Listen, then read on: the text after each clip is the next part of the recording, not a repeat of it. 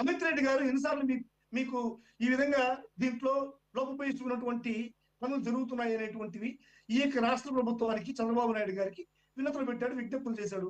మరి మీరు ఎందుకు స్పందించట్లేదు సార్? ఈ టైంలో మనం ఒక చిన్న ఎగ్జాంపుల్, ఈ టైంలో నేను ఒక కథ చెప్పాలి సార్ మీకు. రామకృష్ణ పరమహంస దగ్గరికి ఒక అబ్బాయిని తీసుకెళ్ళింది ఒక ఆమె. ఏంటంటే, మా అబ్బాయి బెల్లం తింటున్నాడు స్వామి, మీరు ఈ అబ్బాయికి బెల్లం తినద్దు అని చెప్పండి, ఈ అబ్బాయి మానేస్తాడు అని చెప్పంటే రేపు రామ్మా అన్నాడు. మళ్ళీ రేపు పోయింది.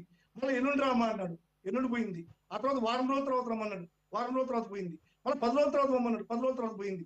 అప్పుడు 10వ రోజు తర్వాత 10 రోజులు తిప్పించుకొని ఆ పిల్లగాడిని పిలిచి, నాయన బెల్లం తినడం తప్పు, ఆరోగ్యానికి హానికరం, నువ్వు బెల్లం తినడం ఆపి అని చెప్పి రామకృష్ణ పరమహంస గారు చెప్పారు.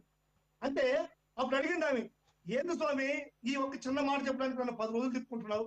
నేను వచ్చిన మొదటి రోజు నేను ఈ అబ్బాయికి ఈ మాట చెప్పుకుంటే ఆపేసి ఉంటాడు, నేను కూడా ప్రశాంతంగా ఏదో నా పని చేసుకుంటాను కదమ్మా అంటే, నేను ఆచరించానమ్మా, నాకు బెల్లం తినేటువంటి అలవాటు ఉంది, నేను ఆచరించాను, ఆచరించి ఆ తర్వాత నా ఆచరణని ఆ అబ్బాయికి చెప్తున్నాను అని చెప్పని ఆయన చెప్పిన పరిస్థితి.